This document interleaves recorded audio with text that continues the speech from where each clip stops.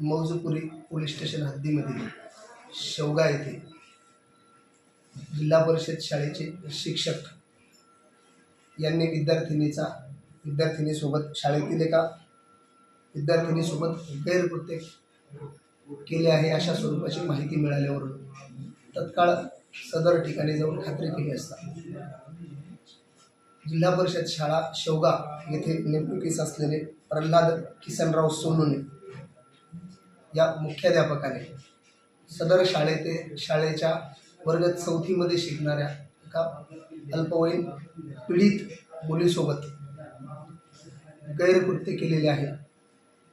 असे एकंदरीत चौकशी अंती निष्पन्न झालेले सदर आरोपिताविरुद्ध पोलीस स्टेशन मौजपुरी येथे गुन्हा रजिस्टर नंबर 16/2025 भारतीय न्याय संहिता कलम 64 व इतर कलमे त्याचबरोबर बालकांचे लैंगिक अपराधांपासून संरक्षण अधिनियम 2012 ज्याला आपण पोक्सो कायदा म्हणतो या कायद्याच्या विविध कलमान्वये सदर आरोपीविरुद्ध मौजपुरी पोलीस स्टेशन येथे गुन्हा दाखल करण्यात आलेला आहे आणि सदर आरोपी सदर प्रकरणी ताब्यात असून पुढील कायदेशीर कार्यवाही पोलीस स्टेशन स्तरावर सुरू आहे।